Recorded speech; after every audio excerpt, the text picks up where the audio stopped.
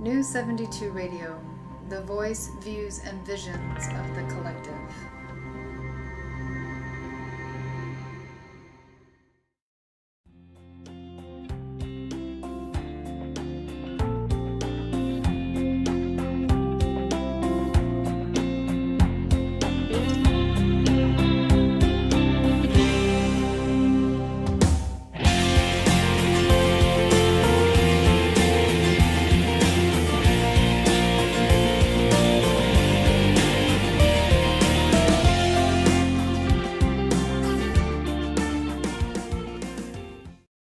Hello everyone, my name is Mary Berger and welcome to episode number 9 of Waking the Spirit. Today is Thursday, February 18th, 2016, and we are recording this show actually on Tuesday the 16th, and it will be posted on Thursday the 18th, so we won't have any live call-ins this week.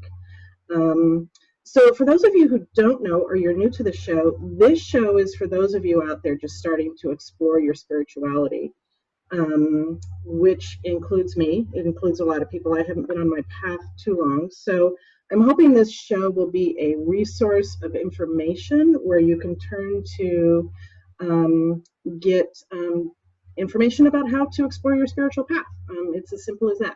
So this week on the show, I'm really excited. My guest this week is Cinda Lonsway, and she is a spiritual coach and spiritual author, writer, speaker, amongst a lot of other things. And we are talking about the Hay House conference that we went to over the past weekend. So Cinda, welcome to the show.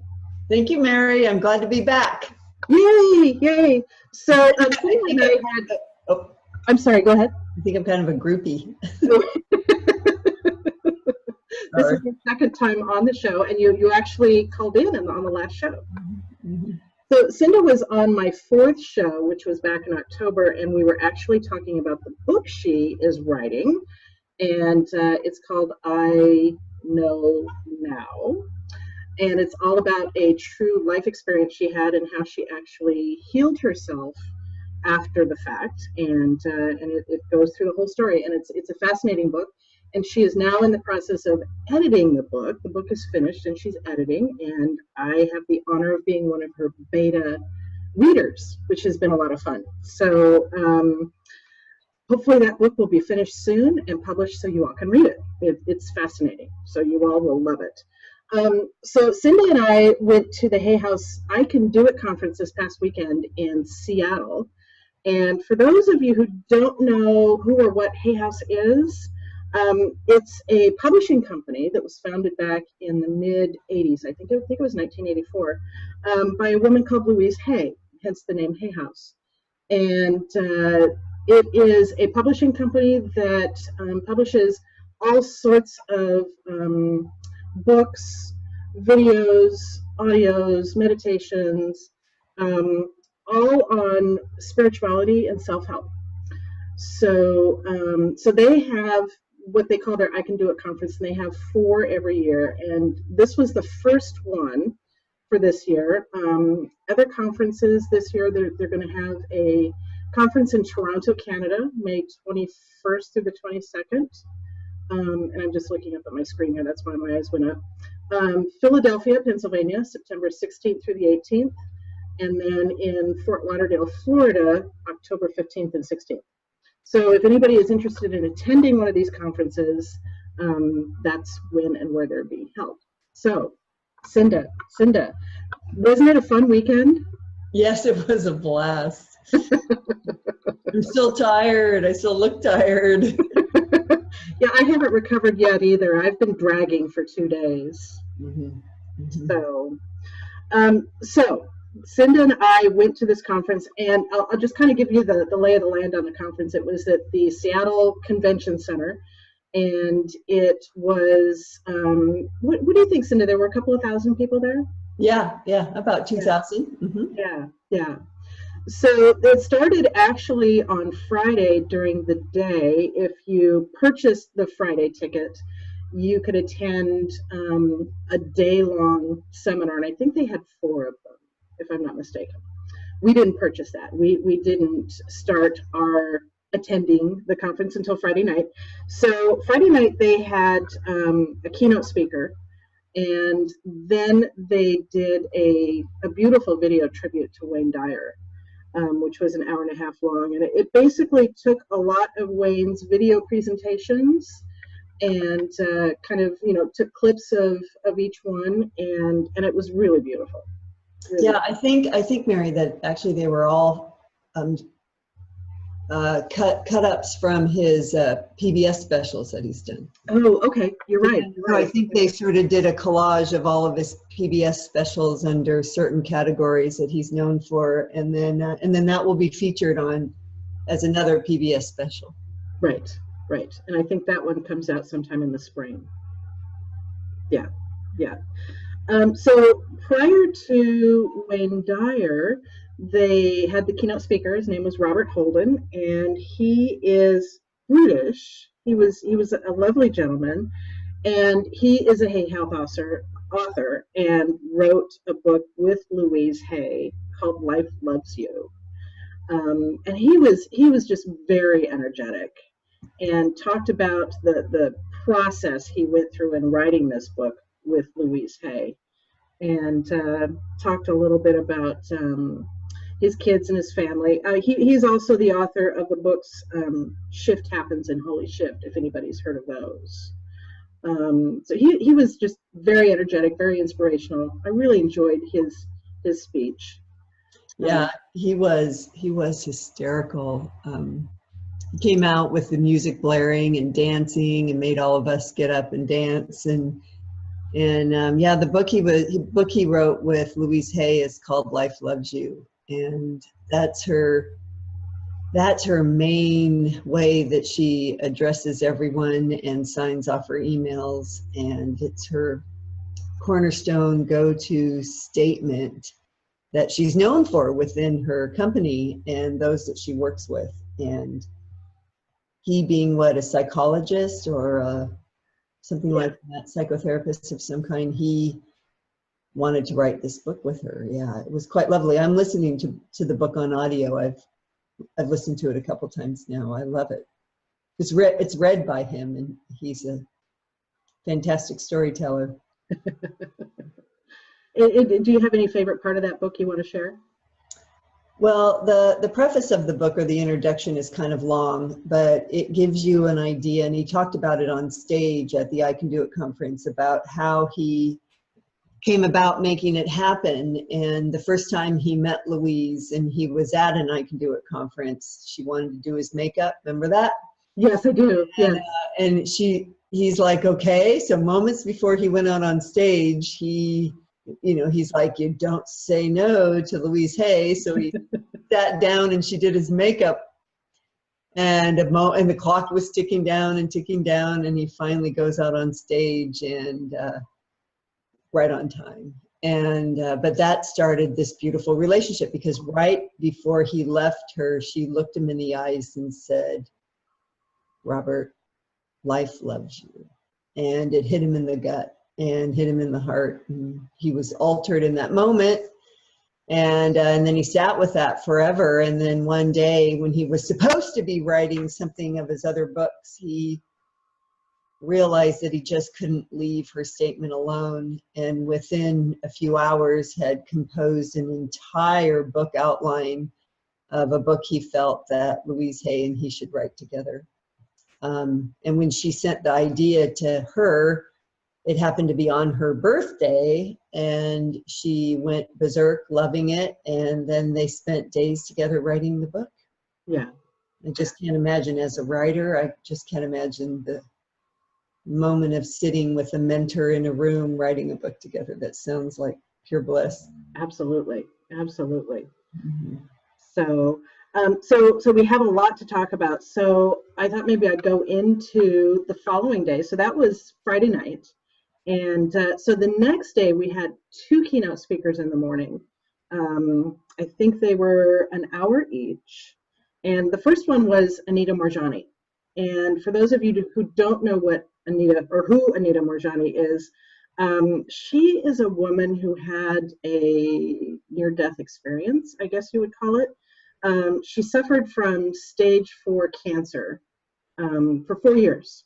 And she was living in Hong Kong at the time and was in the hospital. And the doctors had told her family that this was it, that she probably wouldn't survive the night. And she actually was aware the whole time of what the doctors were saying, and she heard everything, and she even heard what the doctors were saying outside of the room. That the doctors were going over her chart and talking to her family members. I believe her husband and her mom were there, and so she heard it all. And then she actually was visited by her father, who had died 10 years earlier. And he basically said to her, Anita, you have a choice to make. You can either stay on this side or you can go back. And he said, you have a lot left to do, and you might want to think about going back.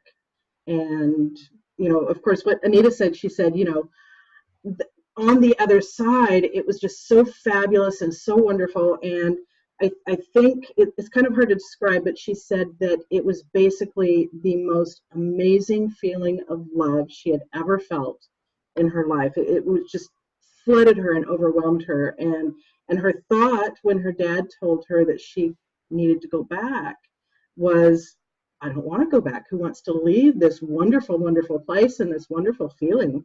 And but she ultimately decided to go back.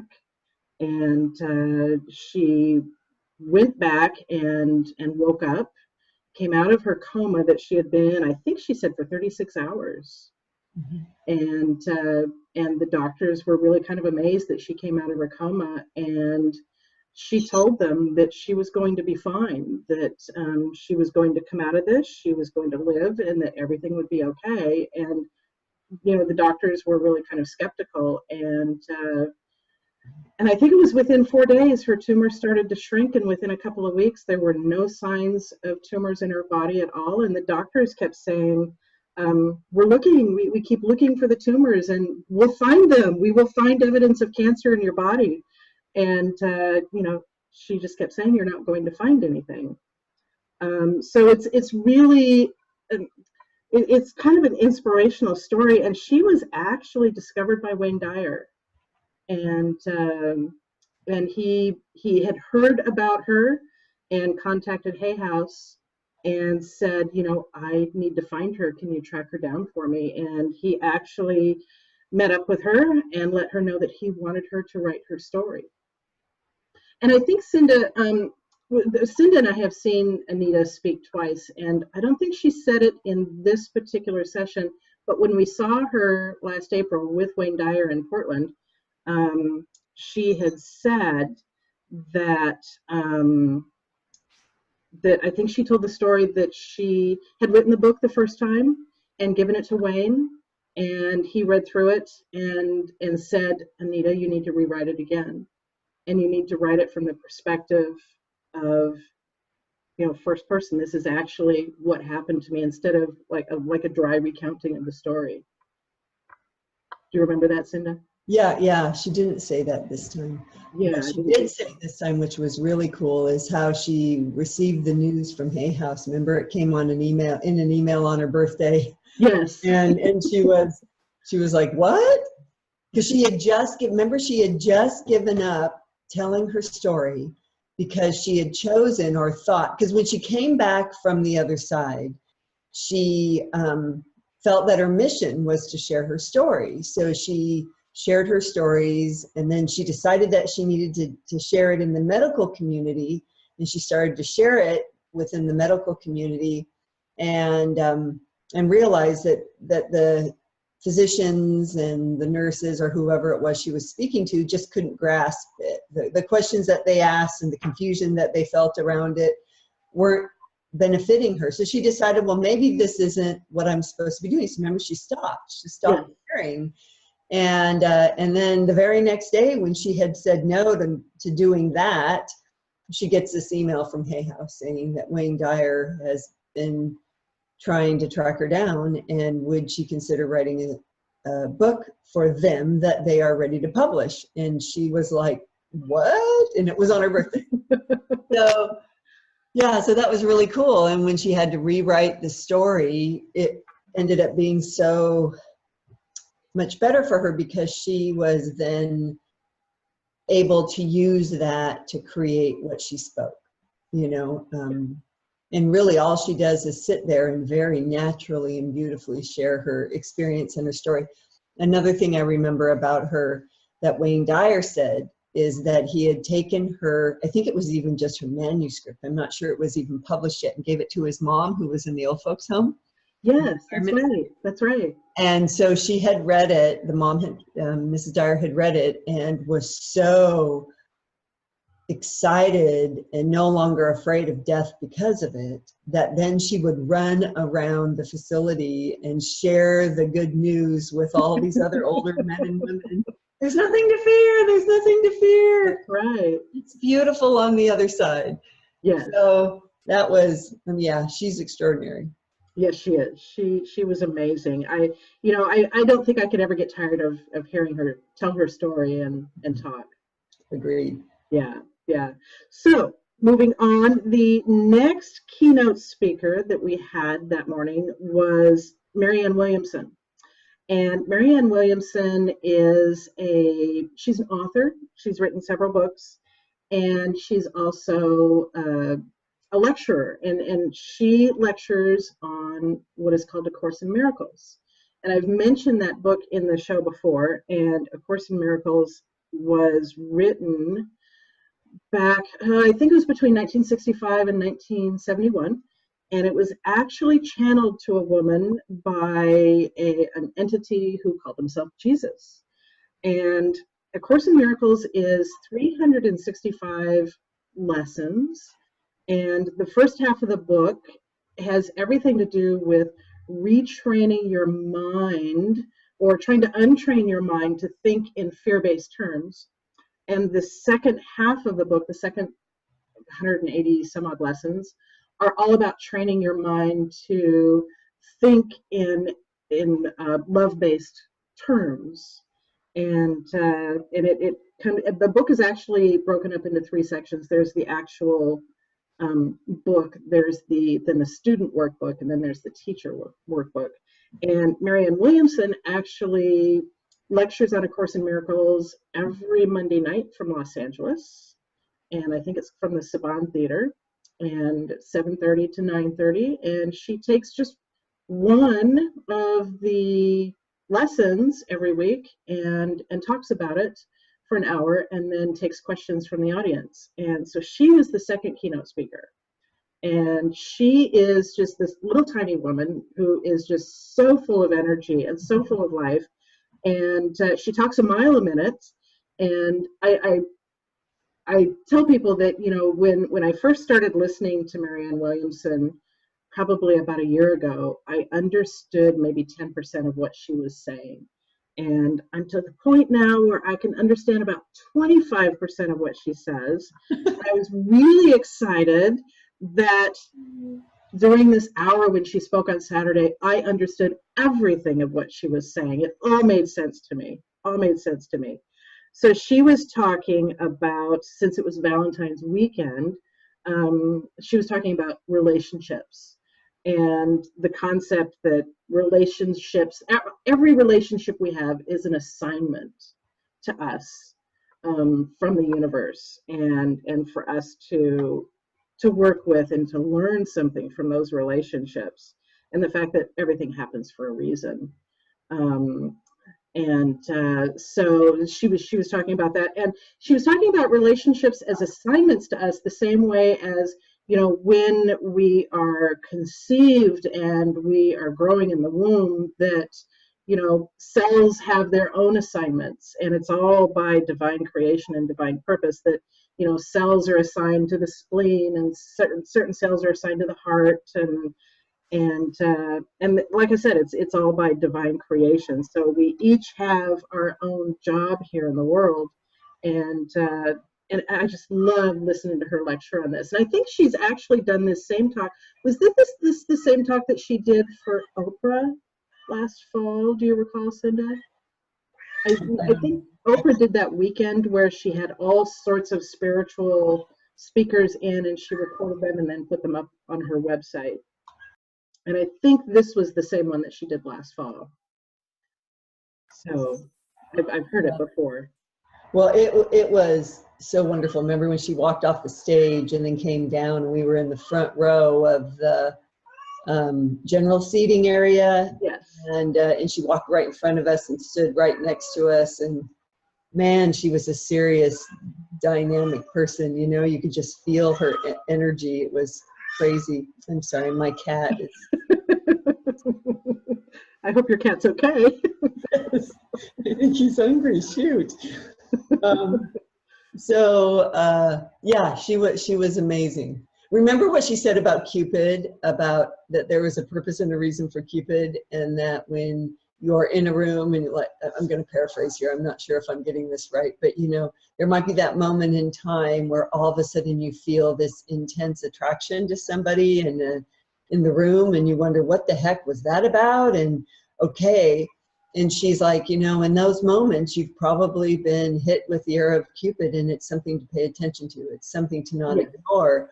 I mean, you can ignore it, and maybe you'll meet that person again 3 years from now or whatever. But in that moment, there is reason. An assignment has just been given.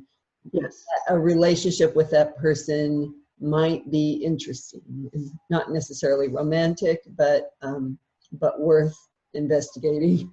Exactly. Yeah. So it's like you said, it's an assignment from the other side. Well, and because it was Valentine's Day weekend, a lot of the people were talking about love-themed they were topics. Yeah. So anyway, Marianne Williamson, she was fabulous. So moving on. So what happened after that was we went into individual sessions, and they were 90 minutes each, and there were 3 throughout the day that we went to. And so Cindy and I actually went to the same one for the first session, Colette Barron-Reed, and she bills herself as an intuition expert, and she actually brings messages from the other side to individuals. And she spent a good portion of the session that day bringing messages forward. And I remember, you know, she said when she first started talking, she said, you know, I'm going to deliver a lot of messages while I'm talking today. And she said, it may seem as if, you know, this message is being delivered to just one particular person, but oftentimes, as is the case, when you gather a large amount of people in a room, those people are in that session for a reason, and the messages that I deliver can easily be applied to several people in the room. So they're not necessarily directed towards one person. They could be towards a lot of people. And the one message that I remember clearly that she was talking about, she actually pointed in our section several times. There were a lot of people in our section where we were sitting who had messages delivered to them from Colette. But the one that delivered was delivered to somebody in our section that I clearly remember. It was, I think, 2 rows in front of us and maybe 3 or 4 people over. And Colette, she pointed to our section and she said, who over in this section collects dachshunds? But she used the different pronunciation. I think she said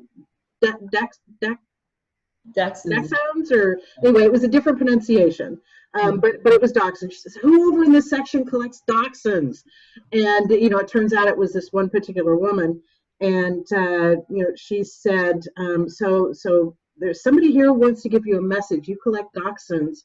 And there's also something about snoring or sleep apnea. And she said there's also a daughter involved, a daughter who has, you know, had troubles. And she said, bottom line, the message was that she wanted to let this person know, or the person who was delivering the message, the spirit who was delivering the message, wanted the woman to know that the daughter was going to be okay. And I just found that really, really interesting because my aunt, that message could have applied to her. And I actually gave her that message last night. I went to her house and gave her the message, and she was very, very grateful. But my aunt has had several dachshunds, and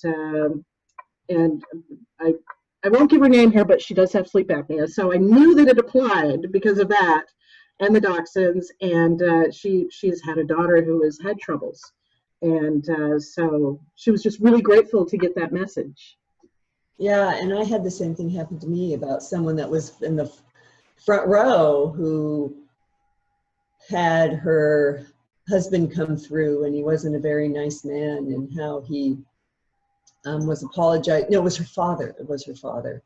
And how he was apologizing for how he had treated his wife, and was fully aware that his wife had raised beautiful children and that the children shouldn't feel bad about it. But I could relate, not that, I mean, there were so many parts of that story that weren't pertinent to me per se, but people that I knew that I'm very close to, who that message could have been for. And I just could hold space for the mother and the children that were harmed by this man. And, you know, it was truly a healing moment, Right. Truly a healing moment for me to hold space for those that I love who may have been able to relate to that story had they been there. Mm-hmm. It was amazing. But I have seen a lot of mediums, and interestingly enough, I've seen them without ever needing a reading. But I go with people who do want readings, and this woman, Colette, was probably by far the most jaw-dropping, spot-on, beautiful, funny. I mean, remember she called herself a daughter of a pirate? Yeah. She had a mouth on her and she drank. Oh, she was so real, so down to earth. Oh, and remember that she lost her dog, so she was grieving. Her dog had died like 2 days before she gave this talk.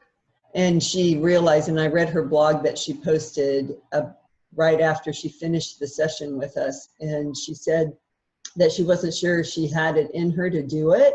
Right. And she came and she did it anyway, and she was so glad she did, because it's true. She got to practice what she preached, which was the messages that came through, and the grief in trying to help those who were grieving.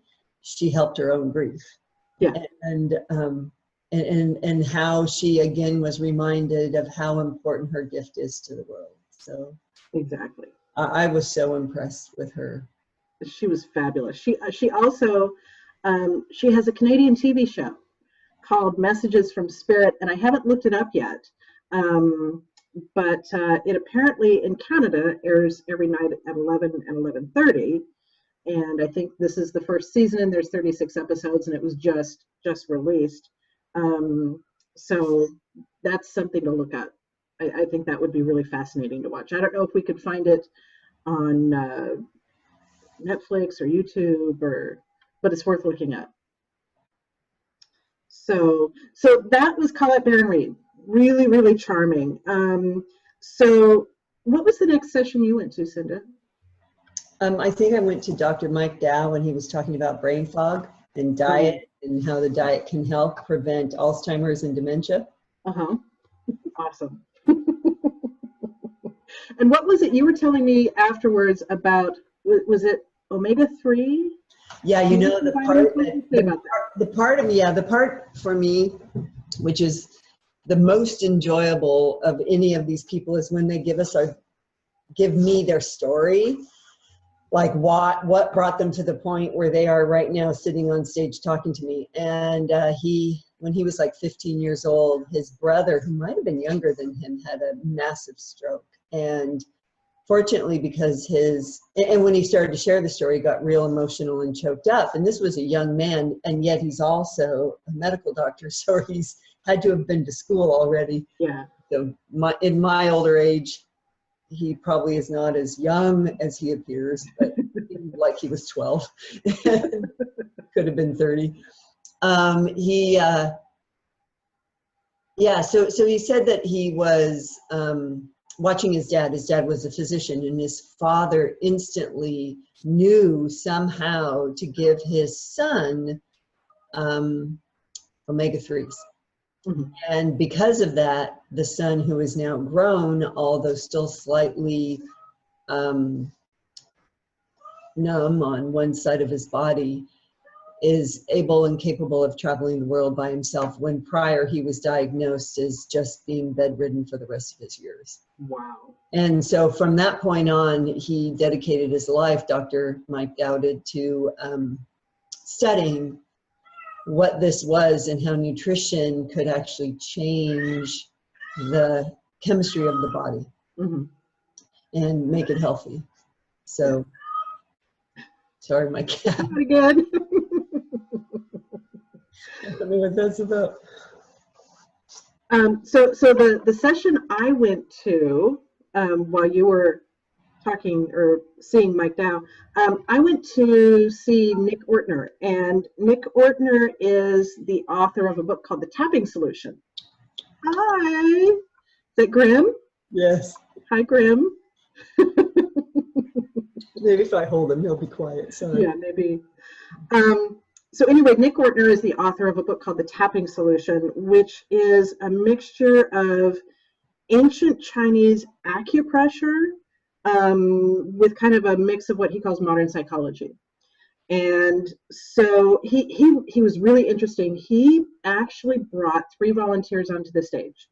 And, you know, he asked for volunteers, people who had a pain level of 5 or above. So he brought 3 women onto the stage, and they all had pain levels around 7 or 8. And then he led us through a tapping exercise. And it was a mixture of, we would tap on the eyebrows, then underneath the eyes, and right here underneath the nose and the chin. And then, of course, underneath the arm, and the last place was, on the head. We had to tap on the top of our head. So, and as we were tapping, he was leading us through positive affirmations. And so we did that for 3 or 4 minutes, and then he asked all 3 women, okay, after that tapping session, what is your pain level now? And I think all 3 of them were about at a 4. So they had gone from a 7 and 8 down to a 4 through simple tapping exercises.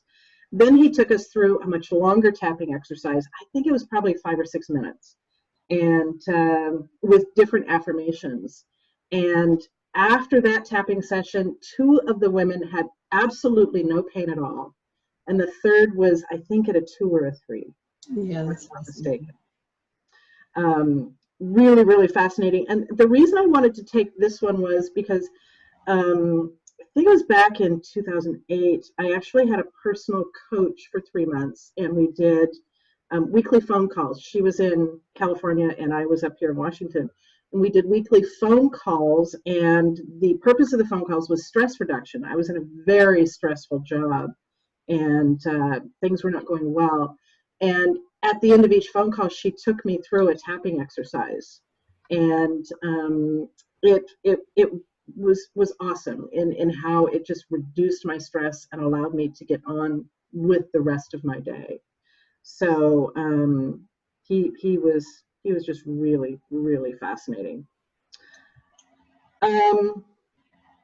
So the next session I went to was Dr. Laura Berman, and she talked about relationships, and very knowledgeable, very charming, but I think I finally decided that I was probably in the wrong class. I really enjoyed everything she had to say, and I actually did take tons of notes, but decided that I probably had taken the wrong class. So what was your next one? Oh, Cheryl Richardson, the life coach that's been on Oprah, and she was extraordinary. Her topic that she was speaking about was how to find extraordinary moments in ordinary days. She's 55 years old, I believe is what she said, and she's been so ambitious her entire life, and recently she's learned to say no. And she has dedicated every morning to just 10 minutes of meditation. And because of that, magic has started to find its way to her, especially through nature, because she is now all of a sudden, like for the first time in her life, present enough to witness them. Mm-hmm. And especially, it's just, and her stories were beautiful, but she did some free life coaching sessions for 3 people in the room. And that was extraordinary to see her in action, because she is not only a beautiful woman, but her intuition is so spot on. It was just like she could look at someone and just be, and through her questions and asking, and through her heart, and through her present moment, you being present for that person, she was able to figure out really quite quickly what the woman needed to do. And it was beautiful to witness her in action. She was someone who I could be really good friends with. I just really wanted to be her friend. You, right here, 6th row back, 3 seats in, coffee, wine, please. Yeah, so that was beautiful. Awesome. So those were the 3 sessions for the day, and then we had a keynote speaker in the evening. His name was Brendan Bouchard, and he is a motivational speaker, and he was high energy. Poor guy, he showed up sick, I think. I think he like had the flu, but he pushed his way through it. Yeah, I think he said that he had, spent most of the day in his hotel room just trying to get better. But he had really kind of an interesting story, and he grew up in, I think it was Montana. Butte, Montana. Yeah, Butte, Montana, and into a very poor family. He actually put a slide up on the screen, and it showed the house he grew up in. And it's just this little tiny house. And hi, Grim. Sorry. Distraction. Grim needs to watch. Little tiny house, and in the background, he said that there was rundown apartment buildings, and up on the hill in town was, what did he call it? A Superfund site, one of those sites where it is so toxic that there is no way to clean it up. Yeah. So he was motivated to leave Butte, Montana, and he actually wrote a book called The Motivation Manifesto. And so what he talked about was, his experience in getting out of Butte, Montana, and making something of himself, writing his book, and he actually showed pictures of all the people he had met. The Dalai Lama was the one that impressed me the most. But he had just recently come from an interview with Oprah, remember? Yes, just a few days prior. Had spent a couple of days, I think, actually teaching his Motivation Manifesto class, and Oprah was a participant. So, but yeah, he was so super high energy. He told the story of, he actually told the story through pictures of him jumping out of the airplane. That was so funny. That was so sweet. He's so young. Yeah. So his friends had talked him into skydiving, and he talked about pulling up to the little airport in the middle of nowhere. I think it was Arizona somewhere, and there was a barn, and I think he said there was a bar. And he just kind of hung back and watched. He wanted to see which one of those buildings the pilot came out of. Oh, God. Oh, it was hilarious. And then getting up into the plane, and he was talking about, the plane was flying at a, steady rate, and pretty soon the plane started going like this, and his friends started falling out the back of the plane. And then his partner, the man who he was jumping out of the plane with, it was a tandem jump, and the man said to him, when the plane starts going like this again, it's going to be our turn.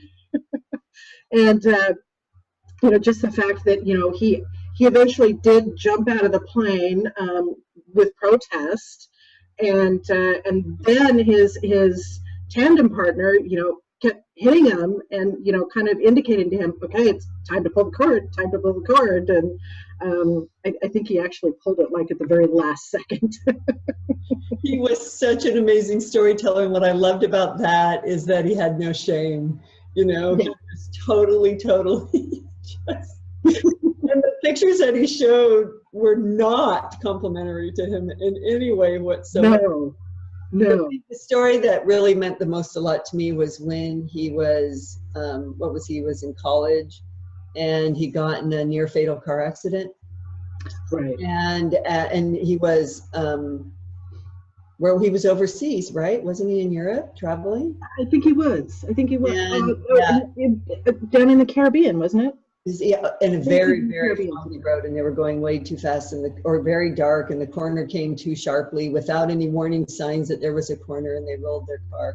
And when he was crashed and the car was rolling and he was bleeding, and he, instead of having his life sort of play off next to him, how you see that your whole life plays in front of you, but he had asked this question. He kind of felt, oh my God, did I live enough? Did I love enough? And did I matter enough? And that's what led him to start writing and to turn his life around and to make sure that he did live, did love, and did matter. And I just thought that was a fascinating part of his journey that began his journey. Absolutely. I think he was on stage for an hour and a half, 2 hours. Yeah. And that was it for Saturday. So we went from 8:30 in the morning until I think it was 7:30, 8 o'clock at night. Yeah. We had an hour and a half break for lunch, and we had a half hour between each of the sessions. So we packed a lot into the day. And Cinda, tell everybody about the contest you won. Oh, so they had this great big poster that had across it the skyline of Seattle, and it said, "I can do it." And then it had a cutout of the form of Louise Hay. And you can go to their Instagram. I'm not on Facebook, but on Instagram at Hay House Inc. You can see pictures of what people posted, but they were encouraging people to kind of get dressed up and take selfies with Louise Hay or in front of the banner. So I put out a crown, I made it crooked, and then I picked up a sticker and put a bow around my neck, and the sticker said, "Kiss a Fool." And I had my arms around Louise Hay, woo, Anyway, I won the selfie contest that day.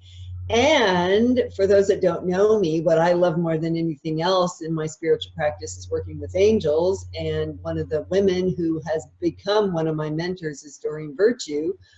And what the latest book of hers that I've purchased is a book called Don't Let Anyone Dull Your Sparkle.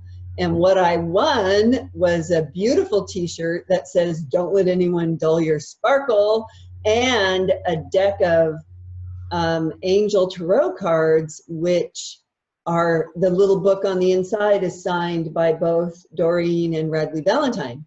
And so, I just couldn't believe my luck. I was so, all the gifts that they gave away, that was the one that I couldn't believe I won. It was so perfect.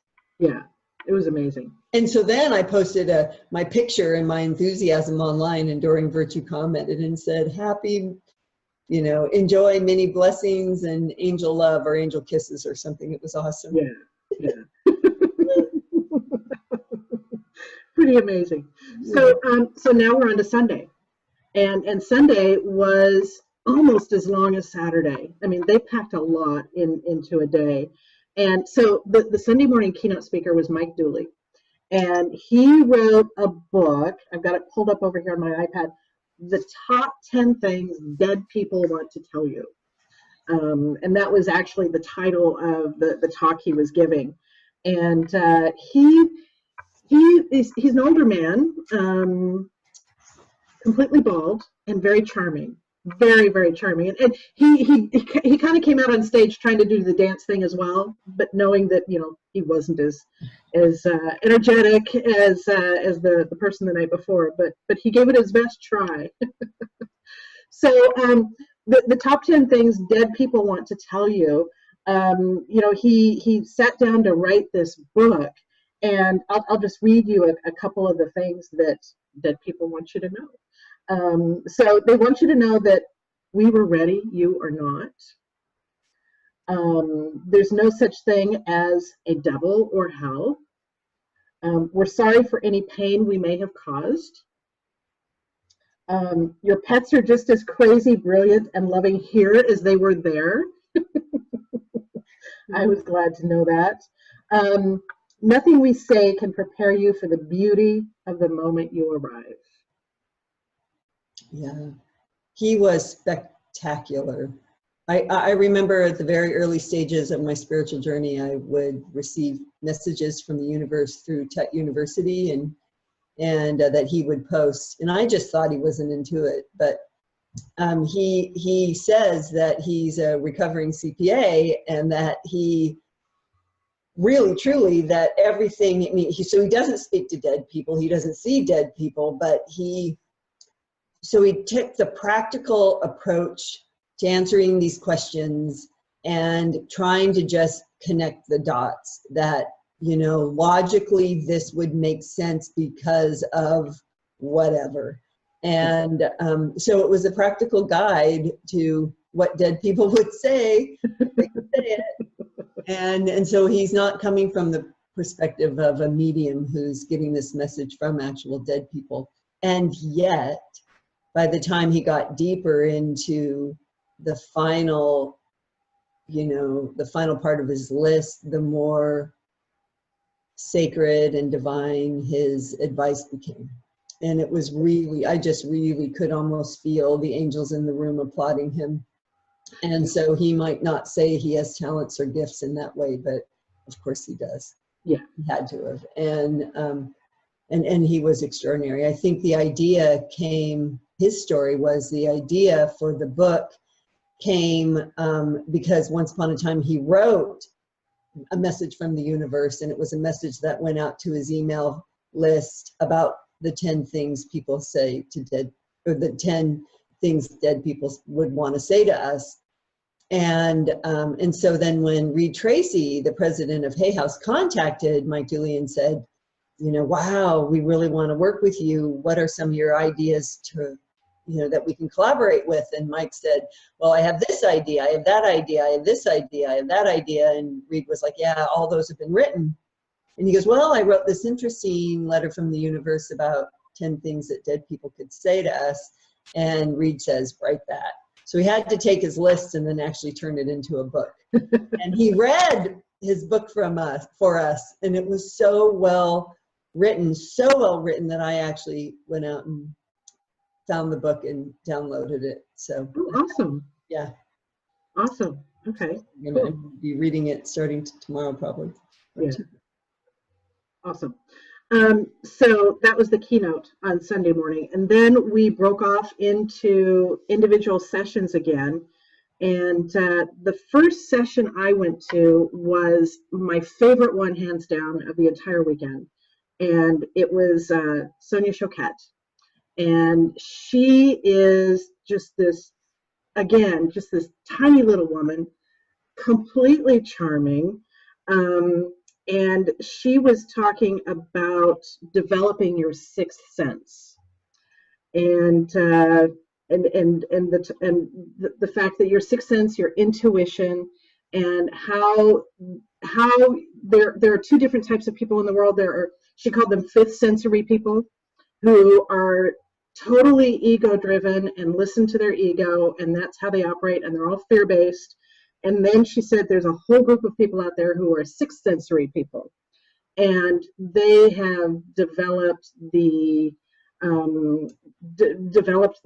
gift, I guess, of listening to your intuition and leading your life through your intuition instead of through your ego. And so she actually, she did this, she did a couple of exercises. Basically, she said, I want to teach you several skills that will help you to develop your intuition and train you on how to listen to your intuition. And so she actually, she had everybody stand up, and she had written this song, and I don't remember what the name of the song was, but anyway, she wrote this song, and she hired a man to sing the song for her, and it was just this very energetic music, and talking about waking up, finding your love, being happy. But the whole point of the song was, she had us all stand up, and the exercise was developed to kind of make our right brain talk to our left brain, and then eventually have our right brain talking to our heart, which is the intuitive piece. So the song was 3 minutes and 40 seconds. And she said, it'll probably be the longest 3 minutes and 40 seconds of your life, but we are going to dance through that entire song. And so basically she said, it's not really dancing, but you kind of do a move that your body is not used to doing, and you do that to the rhythm of the music, and then every few seconds you change that move. And so we did that for 3 minutes and 40 seconds. And then once that was done, once our right brain and left brain were talking to each other, and our right brain was actually communicating with our heart, then she said, and now we sing. And the music, I Can See Clearly Now, that song came on by, I don't remember his name, anyway, Cliff somebody. And we sang the entire song, which was so much fun, and kind of reminded me of Wayne Dyer, because he wrote a book called I Can See Clearly Now. So so that exercise, like I said, was developed to make your right and left brain talk to each other. And then she said, now we're actually going to add another element to this. And she says, I call this entire thing my Breakfast of Champions. So it's 3 minutes and 40 seconds of this song. And then it was probably an equal 3 or so minutes of singing I Can See Clearly Now. And then the last piece was truly the most amazing piece. She had us sit down, and she led us through a guided meditation. And she had music playing in the background, and it was by an Indian gentleman. And she said she chose the music. It was actually done by a friend of hers, and she chose the music because of the drum beat and how it kind of mimicked the beating of your heart. And the purpose of this was to put us in touch with our higher self, and to draw the energy of spirit into us. And that was probably a 7 or 8 minute meditation. And so her whole premise of this was, if we take this Breakfast of Champions, the singing of the song, and the dance and the song and the meditation, and we do that every day for 30 days, she said, you will definitely, by the end of 30 days, have retrained yourself to think using your intuition instead of using your mind. Oh, how awesome. It was fabulous. It was just fabulous. And she had her daughter on stage with her, and her daughter was working the music board, and I don't think her daughter ever said a word. In fact, when the session started, her daughter was sitting up there on stage, and at the little table where Sonia's books were stacked up, and she was working on a little computer. And I thought, well, that's kind of interesting. I wonder who that is. And pretty soon she pushes a button, and music comes on, and it's the song Car Wash. And she stands up, and she's wearing just this cute little mini skirt with this black and white striped top. And she's on stage, and she just starts dancing. And everybody's kind of watching, who is she and what is she doing? We know she's not Sonia Choquette, but she actually was, because her name is Sonia. And it was Sonia's daughter. And then Sonia came out on stage, and she was dancing, and it was just a fun way to start the sessions. So, and I actually went to YouTube, and I found that exact same talk. It was an hour instead of an hour and a half. So in the talk on YouTube, she actually cut out her whole personal story, and she just led us through all of the exercises. And I actually watched it this afternoon. And so I'm going to post the link up on Waking the Spirit website. I thought you, Cinda, might really enjoy watching it, and I know there's a lot of people. I'm so glad you found that. Yeah. Yeah. Well, I'll check that out. Yeah. So what was the session you went to? I went to go see a woman from Seattle, I mean, not Seattle, from Utah, named Teal Swan. She's a mystic and a galactic being, you can tell, and she was just lovely.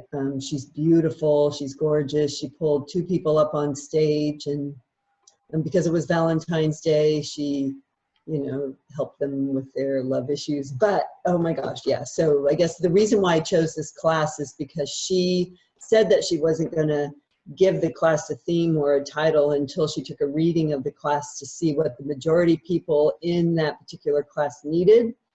And so it was really interesting to just sit there, and while she scanned the room, she had all of us think not of our past, not of our future, but of our current situation. And the thing she came up with was self-worth. And then she said, so we're going to talk about this topic about self-worth, but I'm going to ask you who has questions. I want you all to right now think about the question that you want to ask that has to do with self-worth. And that's going to generate an energy in the room, and that energy is going to flow underneath each of your seats. And the one, and all like questions will find each other and generate the same amount of energy, and then it will find a spokesperson for it. And I'll be able to tell which one of you that is, because the top of your head will light up like a tiki torch. That's who I will call on. And so it was really interesting. So she called on a woman and she called on a man, and the man was so taken by her beauty, he was having trouble concentrating. It was absolutely charming, hysterical.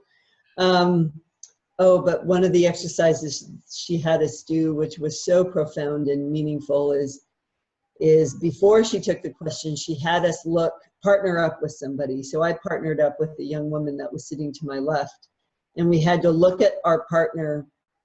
For 5 minutes, she timed us as the first person looked at their partner and pretended that they were their beloved, and told them how much they loved them. And so you're looking at, which might be a stranger. In my case, it was a stranger. And if it wasn't your stranger, if it was a good friend or actually your beloved, you had to tell them why they were your beloved, or you had to make it up. And so I started with talking about the woman's hair and how her complexion was so sweet and how she seemed so nice, and how our little small talk that we had made, I could tell she was a very thoughtful person. So then I stopped and I thought, and it hit me like a ton of bricks, what this assignment was really supposed to be about. I ended up telling this woman everything that I ever needed to hear from my beloved.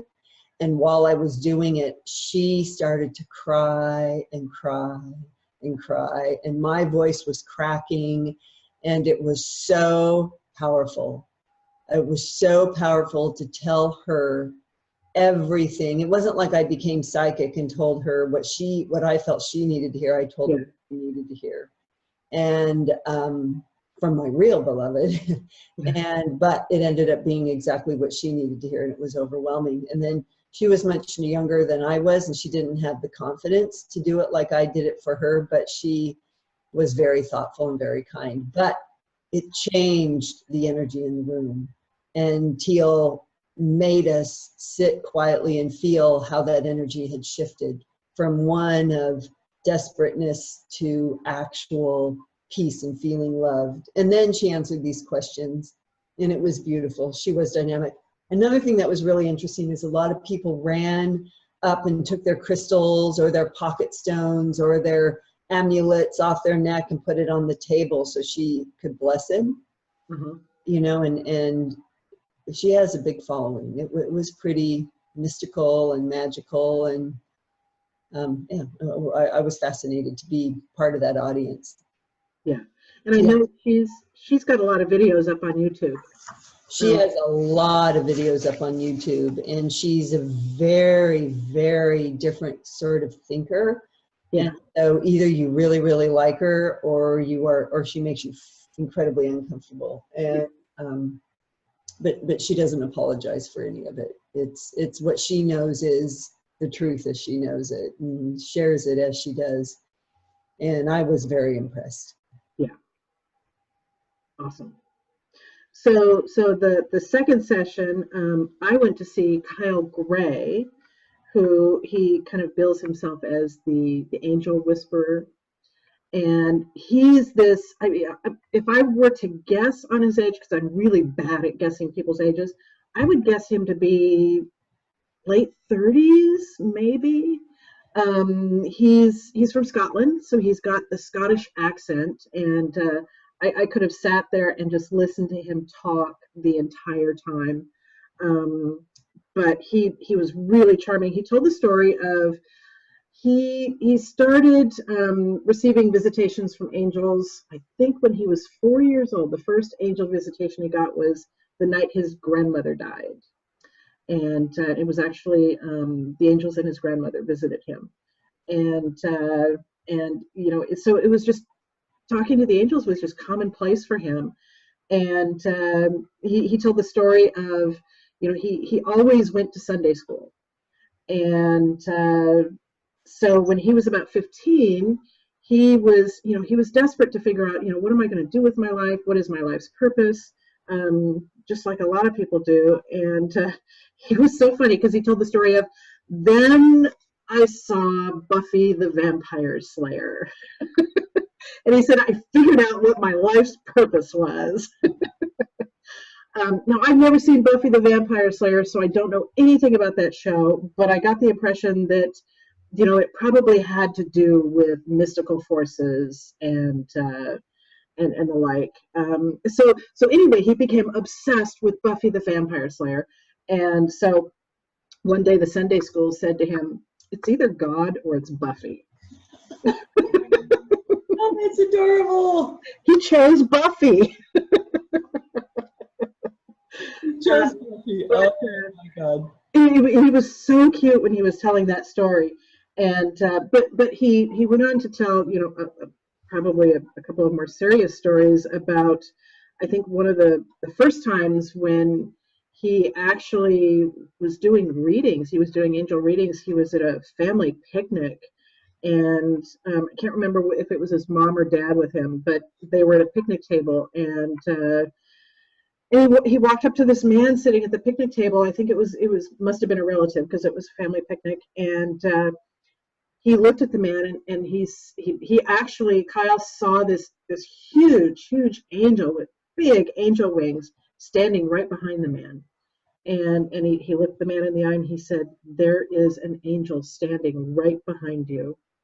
And the man said, no, there's not. And he kind of turned around and he looked and he said, there's no angel behind me. And Kyle said, there's an angel standing behind you. And then he went on to do the reading, which I don't think he really told us the details of it. But his mom encouraged him. I think his mom realized that he had this gift, and she encouraged him to, you know, develop that gift. And so he did, and he's turned it into quite the lovely profession. And he travels the world doing angel readings and visiting conferences, and he was just very, very charming. And he's written several books. I've got one of them here somewhere, which I'm about halfway through. And but very charming man. So what was the session you saw? So I went to go see Mastin Kipp. Ah, that's right. And this is his book. It's called Daily Love. And I actually, when I found out he was coming to Seattle, I knew I wanted to see him. And it was one of the reasons why I was really interested in going to this conference.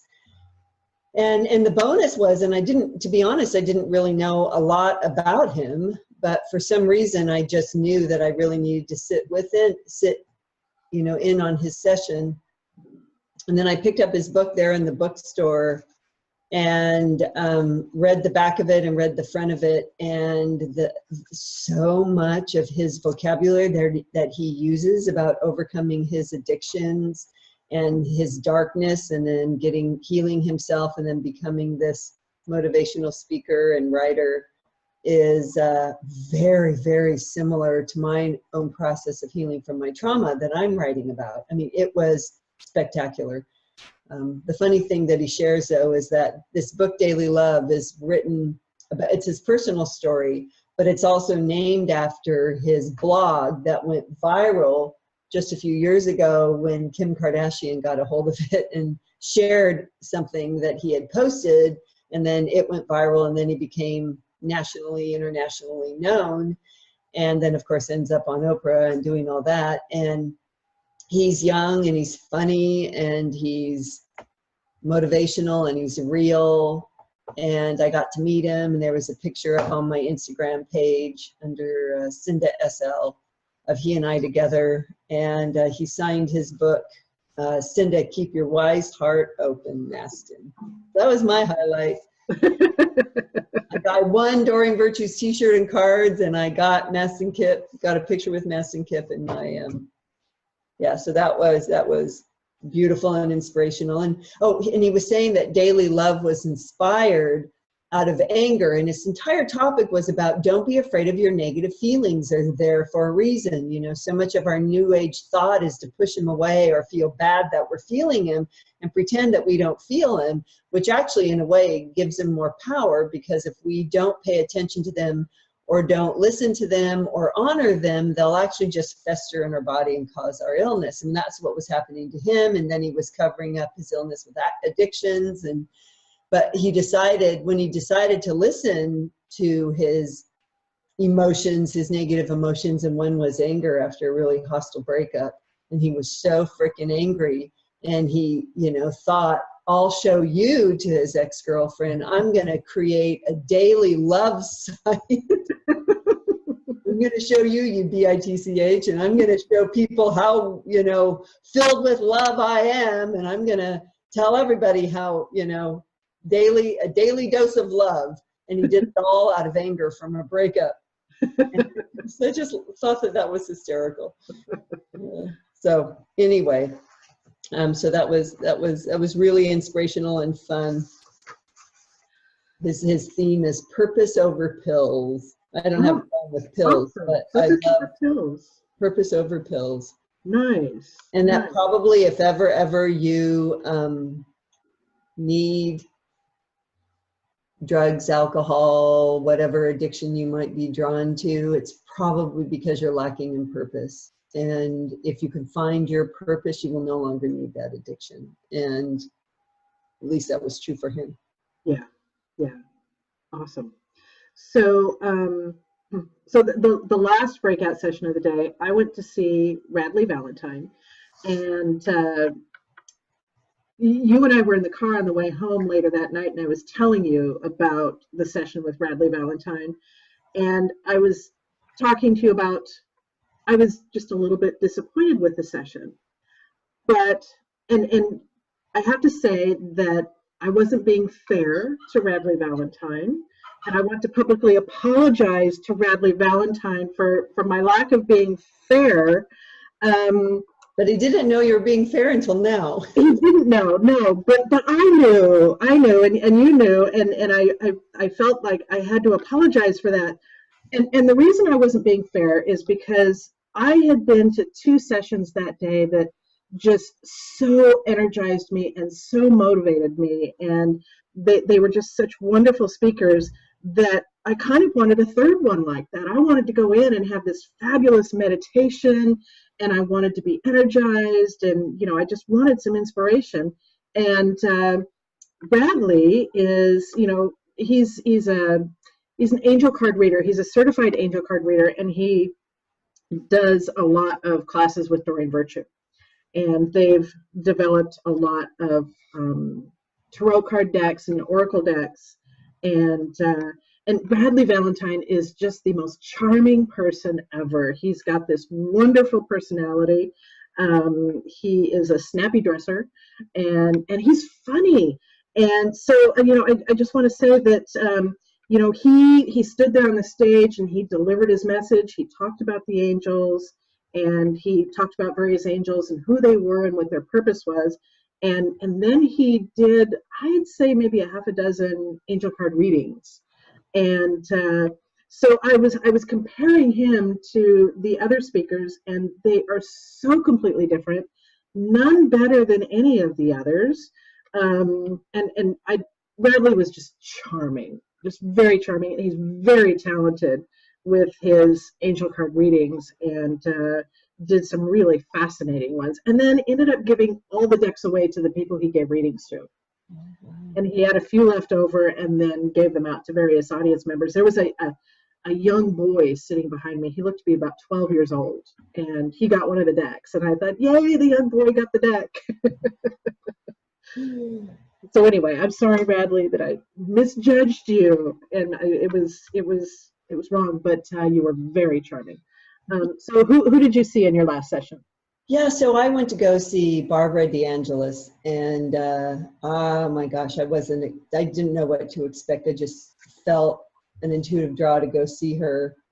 And she is a woman who was probably one of the earlier Hay House authors, with Deepak Chopra and Wayne Dyer and Louise Hay, and the four of them used to travel around the country trying to grow Hay House's business and promote their books and spirituality. And you know, she's been on big shows. She's been a mystic all her life, and she was telling us, this group, that it's no mistake that we're spiritually awake when we are, because we are called into action.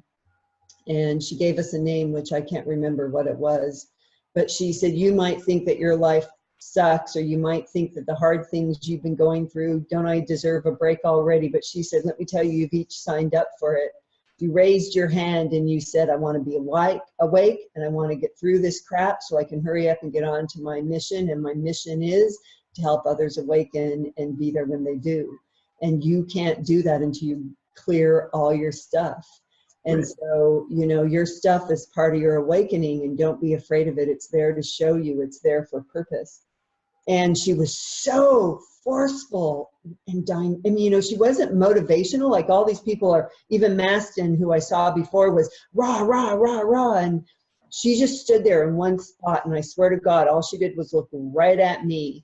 And she just demanded out of us the you know, what is required, why we're here, what our calling is, what we're supposed to be doing. And she goes, and every single one of you know, you know.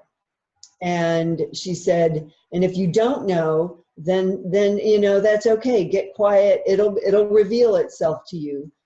But I mean, I just sat there in awe. The woman sitting in front of me was a little bit shorter than I was, so I just could have perfect vision of her up on the stage.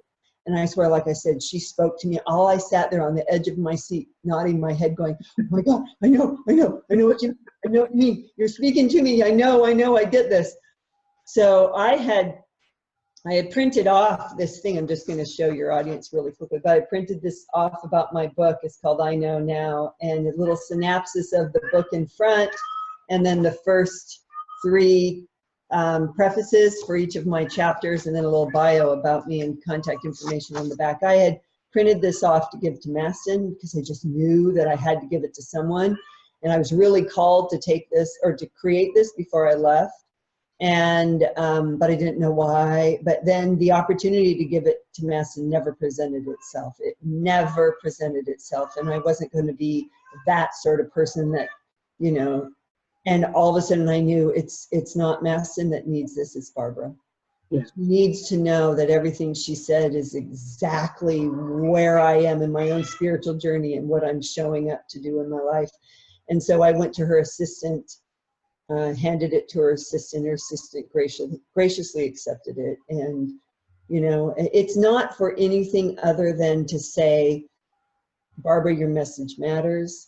I'm doing exactly what you are saying that we are supposed to be stepping up and doing, and here is my version of that. Here is what it looks like, just so she knows that there are people who are listening, you know. Yeah. And so that was wow. I wasn't expecting that. That was pretty cool. That is awesome. That is awesome. And then we segued from that into our last keynote speaker on Sunday night, and it was Joe Dispenza. And it was really interesting because when he first came out on stage, he's a scientist, basically a scientist, and he was talking about basically rewiring your brain. And he put the first slide up on the board, and I thought, he is going to lose me. He's going to lose me. And I remember telling you on the way home, I said, we didn't come up with a signal for each other that, we're ready to go, that, somebody, just isn't doing it for us, and we're ready to go. And I just didn't think we would need a signal like that at this conference. And it turns out we didn't, because he started talking about the fact that the neural pathways in your brain can actually be rerouted and rewired simply by using your thought.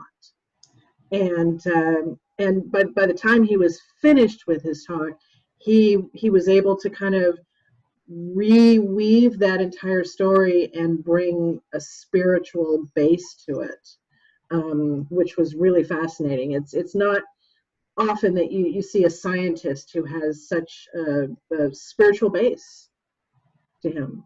Yeah, he was something really special. I think of all the people that I saw that I talked to with my husband about was him. Yeah. Because that what he has learned through his research of rewiring the brain, and research has always proven that negative thoughts lead to stress, and science knows how stress can affect the body. That's a given. His studies is, well, what if we do the opposite? So what about if we create thoughts that are not stressful, but instead are very positive and helpful, and we change the dynamics of the stress? Can we actually heal ourselves and or prevent illnesses? Right. And if we do that, what does that look like? Can it be reversed? And his studies and his videos have proven that it can. Mm-hmm. That it's not just theory, it's actually practical. Our emotions generate in our body and can either be negative or positive. And, and so I was just like, oh my God, because his thing needs to be shared with the world, because every single person on the planet, no matter their belief, no matter their religion, no matter their spiritual practice, whether they have one or not, would understand what he was saying. Exactly. And, and it was amazing. So that is something that I would like to find on YouTube and share all over the place, because that was like, I mean, it was so overwhelmingly important. I just can't even it's just the need for what he was saying is so huge, and it's so important, and it's so life-changing, and it would change every single person on the planet. Absolutely. Absolutely. It kind of reminds me of, this just popped into my head. It reminds me of the time that I spent in the oxygen chamber a little over a year ago, when I was trying to heal my body from something I was going through. And the hyperbaric oxygen chambers, actually, when you spend enough time in them, they say between 20 and 30 sessions, it's basically the pressure is driving the oxygen deep into your body, and it is able to grow blood vessels in areas that are diseased and need the blood, which then carries the oxygen and actually can heal you. So I think it's amazing that there are people out there like Joe who are doing this research and finding out ways that we actually can heal ourselves without using drugs or medicine. Right. And he's based in Seattle, and he still sees clients. Yeah. You imagine? Oh my God. Yeah. So really interesting. So overall, the conference was amazing, just amazing. And it was 2.5 days packed with information. And, I kind of came home and my mind was spinning. But, and I sat down yesterday and created my little whole stack of 3x5 cards, and I did one card for each session, and I tried to write down the one or two main points that I learned from that speaker, and because I just don't want to lose that information. I don't want to lose it. but so what I'll be doing is on my website, wakingthespirit.net, I'll be posting all the links of all the speakers that we saw. And so anybody can go out there and kind of take a look at these people and what they're all about. Oh, that's a really good idea. A really good idea. You know, these people and the gifts that they give to the world, it's extraordinary. Yeah, it is. I'm so glad I went.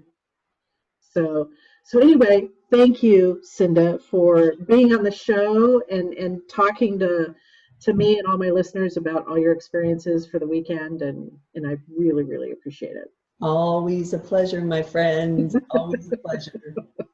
All right, so we are at the end of our time, so I will say goodbye to everybody. Goodbye, Cinda. Thank you. Thank you. Love you, Mary. Love you too. Bye.